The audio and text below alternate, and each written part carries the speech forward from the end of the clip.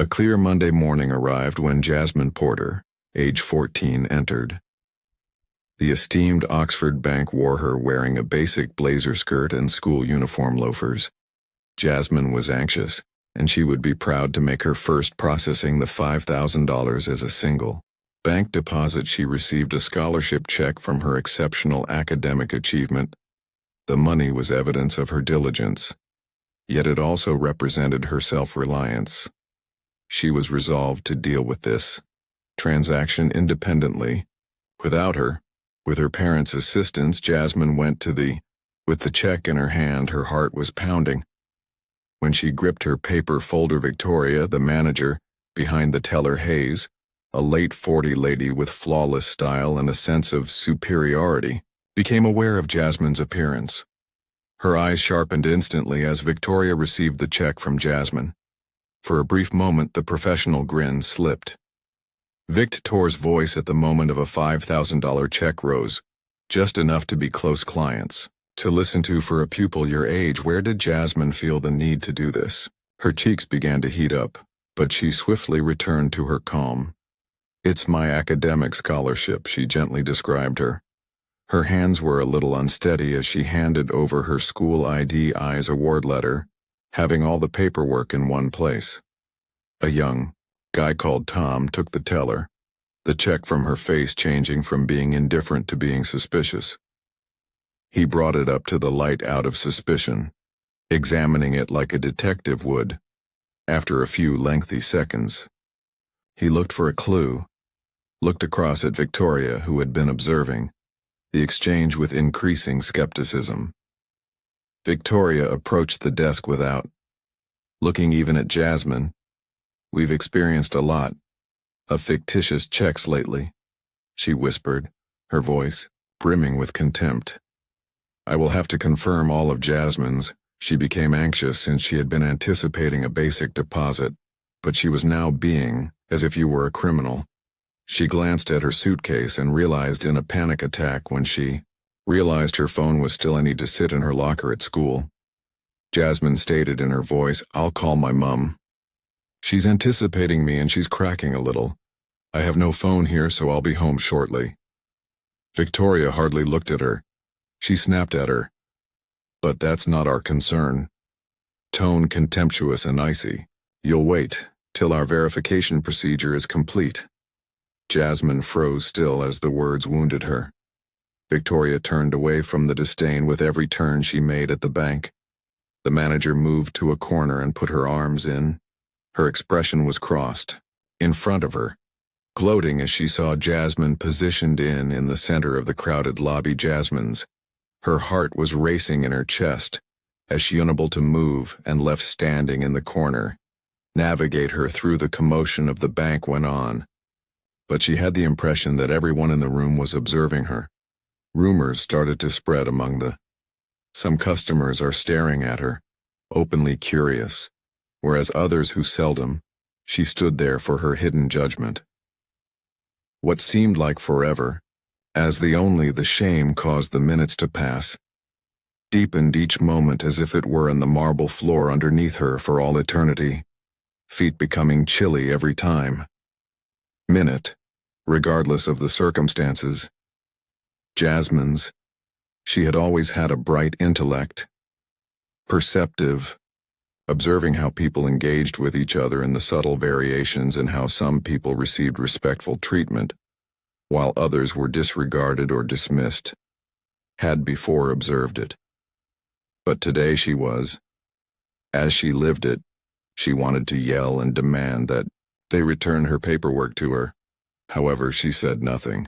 Her father had constantly instructed her to maintain her composure throughout the face of hardship, yet she was unable to dispel the perception that she was receiving treatment was unrelated to the validity of her research and things related to her appearance. Jasmine could hear it from the other side of the room. Victoria talking to Tom in a quiet, nearly voice of conspiracy. "I'm telling you, we must uphold our standards here." Victoria stated that we cannot just let everyone to enter and anticipate being treated. As Jasmine's heart fell when she realized they were, the words felt like a smack in her face. People weren't judging her for who she was. Yet the way she regarded her hands balled into fists and she struggled to maintain her calm. She had put in a lot of effort. She had won this scholarship, fair and square, and it seemed that way today, was disappearing. From her, she looked at more time at the wall-mounted clock while the whispers went on. The soul she could now just wait, Jasmine. Porter was not your typical adolescent. Despite being in Oak's most upscale neighborhood, she had always liked the neighborhood. She prefers simplicity over luxury. The family's house was tasteful, yet subtle and unobtrusive shows of riches simply, in well-furnished quarters, and a profound feeling of belonging. Dr. Naomi Porter, Jasmine's mother, was a well-known financial specialist who oversaw the most reputable companies in the nation. As a lady who had constructed her starting her career from scratch, Naomi had gave Jasmine a deep feeling of self-reliance, and the conviction that it was hard work, not luxury, that led to success. The Porters were extremely wealthy, yet Dr. Naomi Porter did not display it, felt that education had great power, and she frequently reminded Jasmine of her hard work, that having money wasn't only about getting wealth, was about using that Jasmine's wealth for good. I learnt these principles thoroughly, doing really well in her coursework and obtaining a complete funding to attend Wester Academy, esteemed institution, renowned for its demanding coursework. This wasn't an accomplishment presented on a silver platter. Jasmine had put in a lot of effort, receiving her scholarship based on merit, rather than the power behind her mother's name. Friends frequently admired her capacity to balancing extracurricular activities, schoolwork, and Jasmine didn't mind working part-time. She enjoyed the task because it was her method of demonstrating to herself and the world in which she might thrive independently. Her mother had consistently encouraged her to course, but she didn't let Jasmine want you to take shortcuts so you can comparable prospects to those of others. According to Naomi, but I also want you to, Jasmine, stand on your own 2 feet, choose to manage her bank account. On hers was an additional step in the direction of, at the age of 14, she felt independent, although as though she was prepared to face the world. The scholarship check as an adult, which was the result of her labors, seemed to represent her becoming maturity earlier in the morning. Going to the bank where Jasmine had put the meticulously examined folder in her. The breakfast table was where Mom had sat, looking over some of her company's financial reports. However, she had taken a moment to grin at, "Are you certain you don't want me, Jasmine?" Naomi asked, her voice, "If she may accompany you." "I'm warm, yet I'm a little worried." "Mom," Jasmine answered quietly. Confidence. "It's time for me to study. I'm 14 now, to complete this alone." Her mother had. Naomi nodded, her pride shining in her eyes. Had faith in Jasmine's ability to, and yet she was unable to stop worrying about it. Was a mother's natural inclination to protect her kid from danger, particularly when the world may be cruel at times, and cruel. Jasmine had comforted her. "I'll go in and make the deposit. I'll be all right, and return before completing your..." It had appeared to be such a straightforward meeting.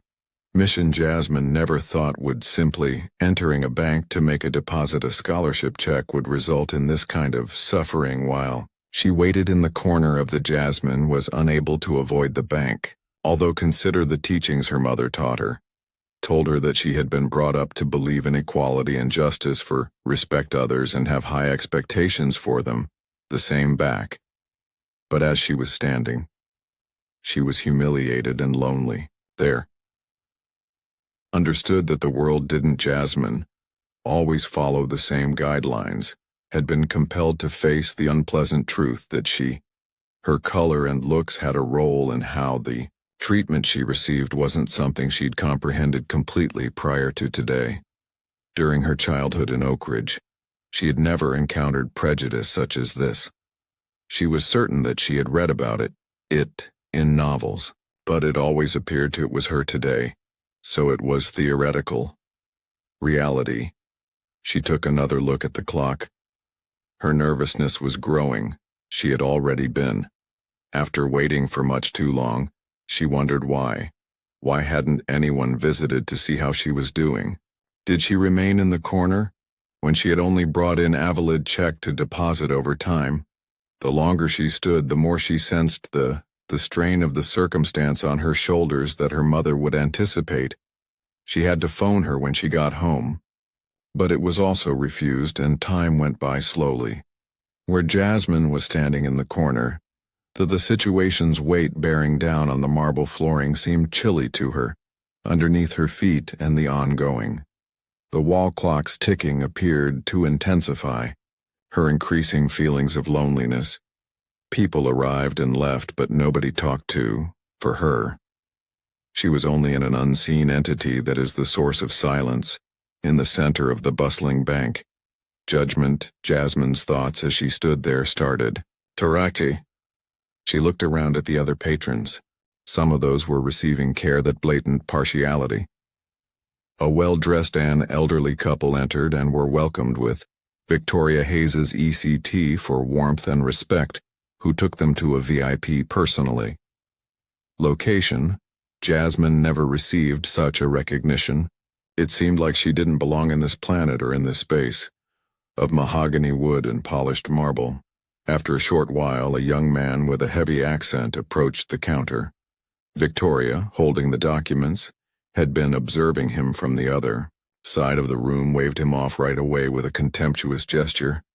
I apologize for the systems operating slowly today. It will take some time to handle your request, she added in a voice. Jasmine, oozing with apathy, watched as the man made her stomach drop, walked off, obviously irritated, but when a Caucasian couple came in a few seconds later. Later, with comparable documentation, Victoria's attitude totally changed. She nearly smiled as she led the way. Let me go to the counter, of course. Take care of that for you immediately, she added.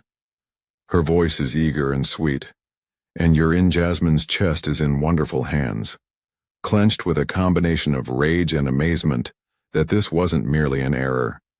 This wasn't simply bad customer service. Was there something more sinister? Firmly entrenched in prejudice, she was aware of Victoria was plucking at what was going on, and choose whom to show respect to, because it was evident to her that Jasmine didn't belong. And she tightened her hands, sides as she made herself stay still, keeping her feelings to herself. She has already witnessed similar behavior, covert, pernicious prejudice, masquerading as customer support, but never had she experienced it so intimately, so sadly. It seemed like the whole bank had abandoned her for no other reason than due to the hue of her skin. Victoria's voice pierced the atmosphere, addressing the security once more. A guard stands close to Jasmine, keeping watch on her, telling her to be calm and make sure she doesn't attempt authoritative. Jasmine's heart was racing when she left. Must fight the want to yell at the. Instead, she concentrated on the unfairness of it all. On her breathing while attempting to remain composed, attempting to ignore the pain that she had been in danger of being overpowered, trained to deal with challenging circumstances with grace. But today, it seemed like today, however, she was confined to a system that failed to recognize her as a human. However, as a hassle, minutes, hours passed, and the only sound was the rustling of paper every now and again, a faraway whisper of courteous talk, and Victoria's piercing click, Jasmine's heels on the marble floor. Couldn't get away from the feeling that she was being seen by all those in the bank, was watching her and evaluating her, though the frequency and volume of murmurs increased. Jasmine heard snippets of this insulting comment said in conversation, whispers of sympathy, and a few barely disguised giggles. She felt insignificant and helpless. The toughest thing was that she wasn't certain whether anyone didn't care that nobody had defended her. Someone had intervened to inquire as to why she was treated in this manner. It was a 7 if her pain was not obvious to. They are only a component of the background noise, of a society that has come to disregard. Then, just as Jasmine's thoughts was Starting to come loose from the gravity of the circumstance something captured. Victoria was talking to Tom in her eye, teller with a tight face and quiet voice, with frustration. Why is she still present? Victoria's voice was just above a murmur that we must get rid of her. She is aware that she is not welcome. When Jasmine heard it, her stomach fell. Victoria's remarks sufficiently validated what she had always suspected, that this wasn't just regarding a missing check or a chilled error. It was about a lot of darker. It dealt with power dynamics and the belief that those who liked Jasmine wasn't supposed to be in places like these, was an annoyance to an outsider. Issue must be resolved as Jasmine couldn't stop turning away herself from voicing her opinion. "I'm not an issue," she murmured in a trembling voice. "But stable, I've earned the right to be here. I'm here to deposit my check for the scholarship." Victoria, like everyone else, didn't even give her a quick glance, but instead her voice turned to the security man. "Take her to the back in a low, dominating manner. Hold her there until we've completed the security guard is a big man with paperwork." With a menacing demeanor came Jasmine's hand without hesitation, tightened his hold on her arm, and started dragging her through the bank floor. Each time, the room's eye turned to observe, but no one. Jasmine felt the blood flow as someone stepped in to her face while being led by force. Her heart was away from the teller counter, accelerating with a mixture of rage and the guard gave the order to stand here in disgrace, putting her in a corner close to the space where she might be. Santo everyone, but he moved out of the path, took a step back, looking around the room, ensuring Jasmine remained where she was, stood with her arms folded over her head, her back and her chest held high. But she was collapsing on the inside. Separated, with Jasmine standing in the corner. Hours of effort caused the body to ache. Her thoughts spiraled out of control. The situation's grim truth burdened her, as she had been humiliated and seen as an outsider in a where she anticipated receiving treatment equitably. Each minute that went by seemed to continue indefinitely, and the longer she waited, the more she understood that there was a serious problem.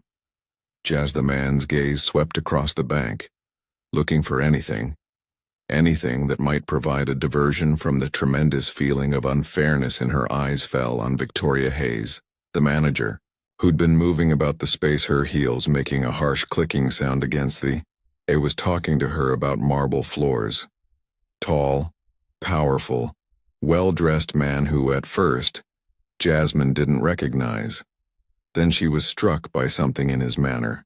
As well-known, he was a significant figure, and based on Victoria's speech pattern, she was eager to get to know him. "Please click the man's name." "Harrison."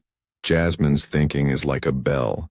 She had suggested the name Wells.Mother before casually speaking. Harrison.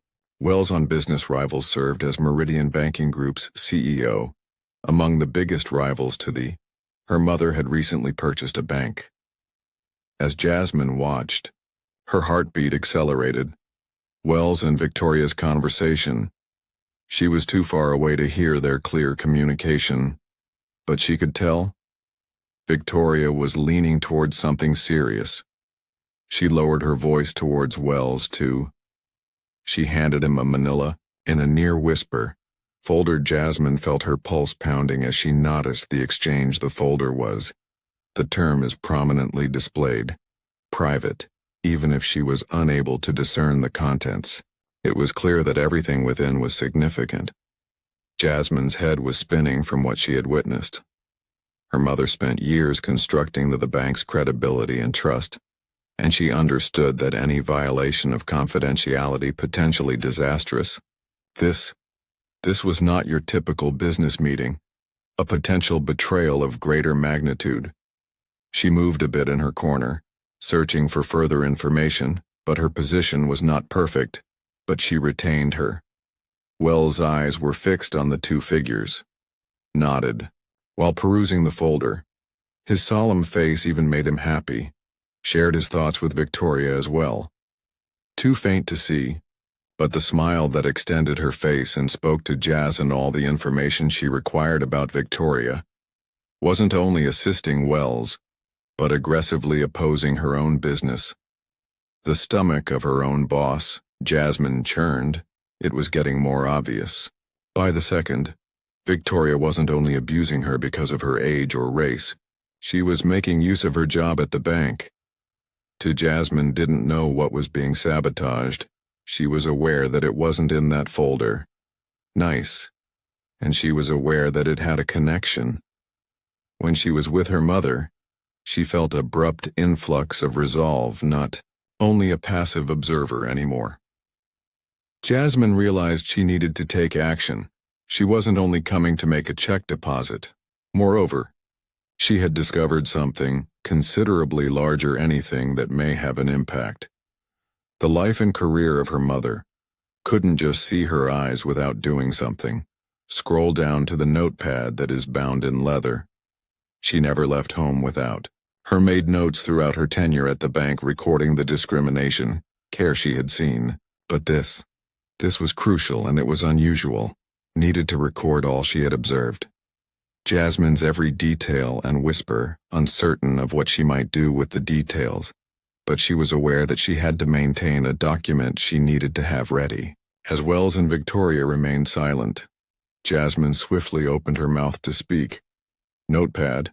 Her trembling fingers wrote, taking note of the time, names, and everything she had in the dubious folder, noted throughout such few seconds. The two's chat came to an end. Suddenly, as I was about to depart, Victoria smiled as she shook his hand.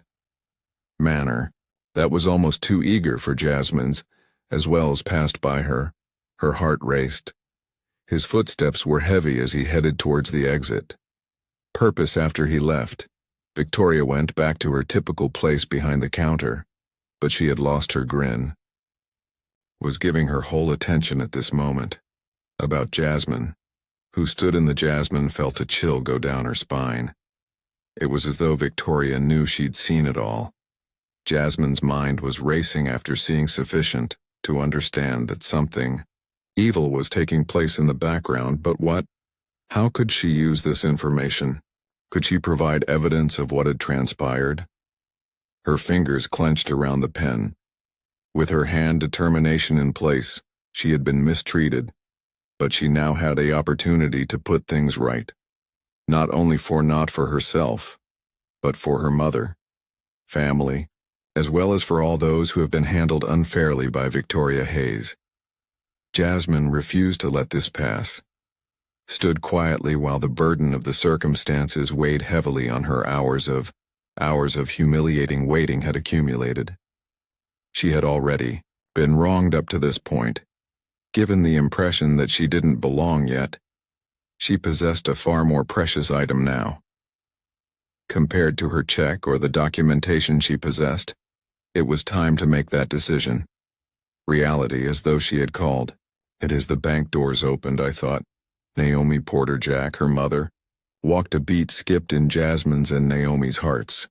She was serene and had a captivating demeanor, calm and well-attired, a stark in contrast to the mayhem that had broken out Victoria Hayes in the bank, who had been standing up to supervise Jasmine's experience. As soon as she saw Naomi miss, she became straight. In her voice, Porter Victoria greeted her.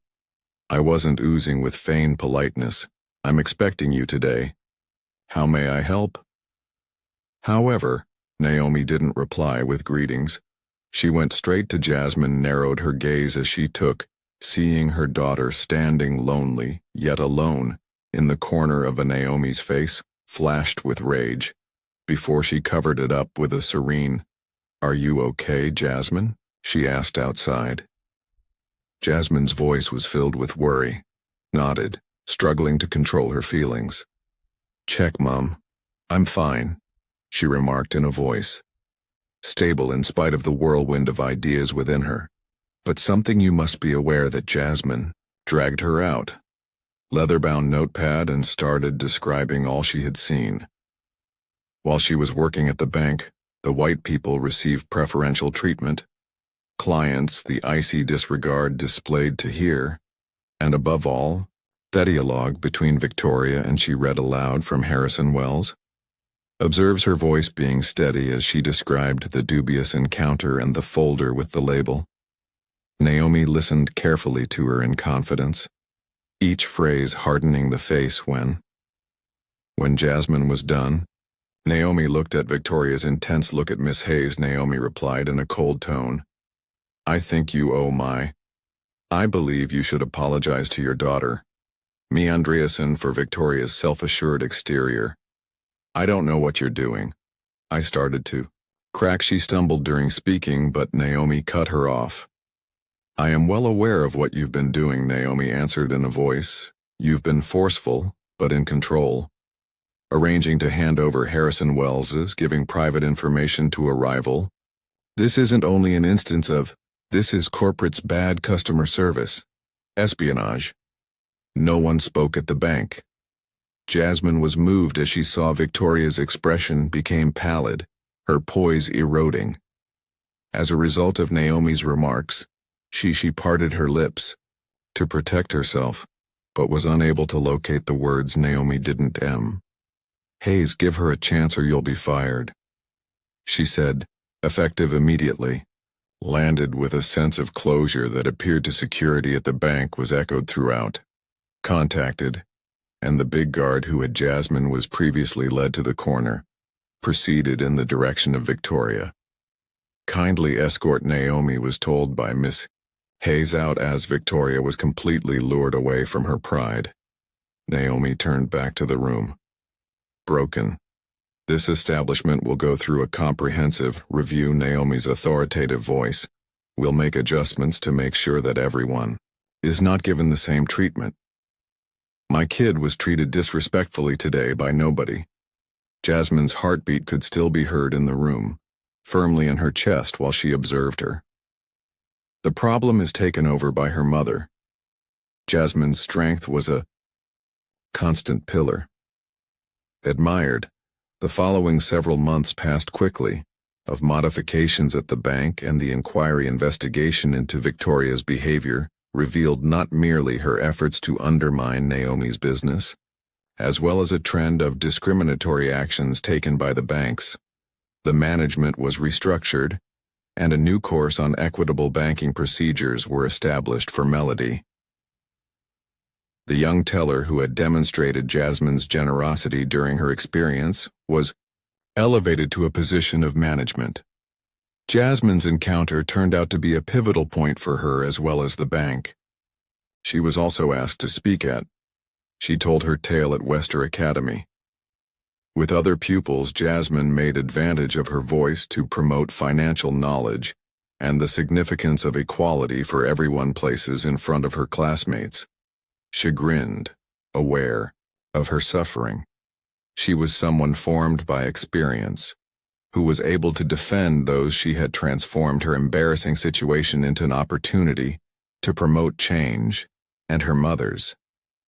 She had learnt from the example that even when injustice was present, it was feasible to change things.